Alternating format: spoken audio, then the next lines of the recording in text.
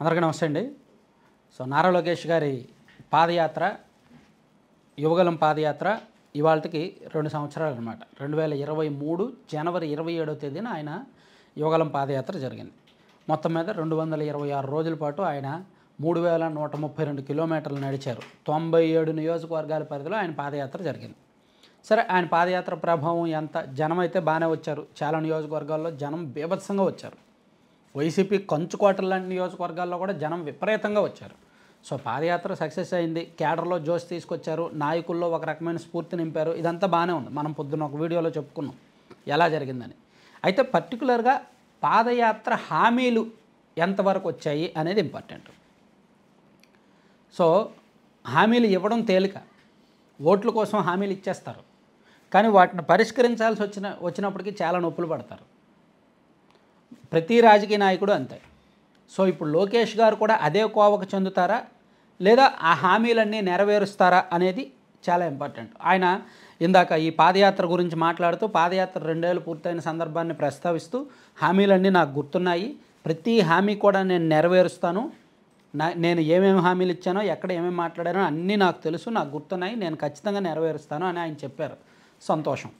కానీ job calendar ప్రతి నెల జనవరిలో జాబ్ క్యాలెండర్ ఇస్తామన్నారుగా, ఆయన పాదయాత్రలోనే చెప్పారుగా. జాబ్ క్యాలెండర్ ఏమైంది? అది మరి అది కీలకమైన హామీ కదా, అతి పెద్ద హామీ కదా.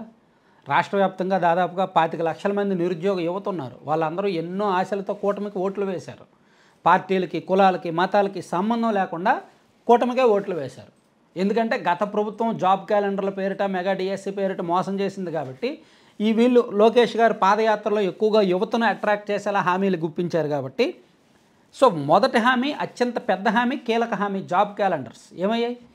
జనవరి నెల అన్నారు, ఆల్మోస్ట్ జనవరి మంత్ ఎండింగ్ వచ్చేసింది. ఇప్పుడు వరకు అయితే నాకు తెలిసి అఫీషియల్గా ఎటువంటి జాబ్ క్యాలెండర్ కూడా రిలీజ్ చేయలేదు. సో దీని మీద 7 నెలలు అయింది అధికారంలోకి వచ్చి. ఇంకా దీనికి ఏమైనా సాకులు చెప్పుకోవచ్చు, ప్రభుత్వం ఇప్పుడే కదా వచ్చింది, అప్పుడే ఎందుకు అనే సాకులు చెప్పుకోవచ్చు. కానీ అది అంత కరెక్ట్ కాదు. కేడర్ నమ్ముతారేమో కానీ సాధారణ నిరుద్యోగ యువత, మనం ఎప్పుడైనా నిరుద్యోగ యువత ఆకలి మీద ఉన్న వాళ్ళ కోణంలో ఆలోచించాలి. కడుపు నిండిన వాళ్ళకి ఏముంది, ఉద్యోగాలు ఇప్పుడు కాకపోతే వచ్చే సంవత్సరం ఇస్తారయ్యా అని మీరు కామెంట్ చేయొచ్చు. కానీ ఆకలిగా ఉన్న వాళ్ళ వైపు నుంచి చూడండి, వాళ్ళ ఆకలి ఏంటో అర్థమవుద్ది. అలాగే మెగా డిఎస్సి ఫస్ట్ సంతకం చేశారు చంద్రబాబు నాయుడు గారు. నారా లోకేష్ గారు కూడా పాదయాత్రలో పదే ప్రస్తావించారు మెగా డిఎస్సి అని. 7 నెలలు అయింది, ఫస్ట్ సంతకానికి ఇంకా క్లారిటీ లేదు. ఎందుకు క్లారిటీ లేదు? ఎస్సీ వర్గీకరణ జరిగిన తర్వాత జిల్లాల వారీగా ఖాళీలు చూసి రిజర్వేషన్లు అవి కన్ఫర్మ్ అయిన తర్వాత మెగా డిఎస్సి నోటిఫికేషన్ ఇస్తాము అంటున్నారు. ఆ ఎస్సీ వర్గీకరణ కోసం ఆల్రెడీ ఒక కమిషన్ నియమించారు. ఆ కమిషన్ ఇంకా రిపోర్ట్ రాలేదు. మేబీ ఇంకొక నెల రోజులకు పైగా సమయం పట్టొచ్చు ఆ రిపోర్ట్ రావడానికి. ఆ రిపోర్ట్ వచ్చేటప్పుడు, దాన్ని స్టడీ చేసేటప్పుడు, నోటిఫికేషన్ రిలీజ్ చేసేటప్పుడు, నోటిఫికేషన్ రిలీజ్ చేసిన తర్వాత కూడా ఏ ఒక్కరికైనా నచ్చకపోతే, ఏ ఒక్క సామాజిక వర్గానికైనా పోస్టులు తక్కువగా ఉన్నాయనిపిస్తే వాళ్ళు కోర్టుకు వెళ్తారు. కోర్టులో పిటిషన్ వేశారంటే సంవత్సరాలు ఆగిపోవాల్సి వస్తుంది. సో ఇది చాలా క్లిష్టమైన ప్రక్రియగా మారింది. సో దీన్ని ఈజియెస్ట్ వేగా చేయొచ్చు, చేసే అవకాశం ఉంది. ప్రభుత్వం ఆ దిశగా కొంచెం పరిశీలిస్తే బెటర్. సో అది మెగా డిఎస్సి విషయంలో కూడా ఒక గందరగోళం అయితే నెలకొంది. 16,347 పోస్టులు భర్తీ చేస్తామని చెప్పారు, కానీ నోటిఫికేషన్ రాలేదు. చాలామంది వెయిట్ చేస్తున్నారు. ఇది ఒక కీలకం. అలాగే పలమనేరులో అనుకుంటా లోకేష్ గారు మాట్లాడుతూ ఇస్లామిక్ బ్యాంక్ పెడతాము కూటమి ప్రభుత్వం, ప్రభుత్వం వచ్చాక అధికారంలోకి వస్తే అని చెప్పారు. ఇస్లామిక్ బ్యాంక్ అప్పుడు కూటమి కట్టలేదుగా, అప్పుడు టీడీపీనే ఉంది. మరి ఇస్లామిక్ బ్యాంక్ విషయం ఏమైనట్టు? అదొకటి. అలాగే బీసీలకు రక్షణ చట్టం, మేబీ అది కొంచెం టైం పడుతుంది, అంత ఈజీ కాదు, చట్టం చేయాలి కాబట్టి దాన్ని కాసేపు పక్కన పెడదాం. ప్లస్ ఇతర వర్గాలకు చాలా హామీలు ఇచ్చారు. అలాగే ప్రతి 100 కిలోమీటర్లకు ఆయన ఒక శిలాఫలకాన్ని ఆవిష్కరించారు. అలా దాదాపుగా 312 శిలాఫలకాలను ఆవిష్కరిస్తే 312 హామీలు ఇస్తే దానిలో ఈ 7 నెలల్లో 2 హామీలు మాత్రమే నెరవేర్చారండి. ఎంత ఆశ్చర్యకరం చూశారు. కేవలం 2 హామీలు నెరవేర్చారు. చాలా హామీలు 100 రోజుల్లో, ప్రభుత్వం వచ్చిన 100 రోజుల్లోనే పూర్తి చేస్తామని చెప్పారు.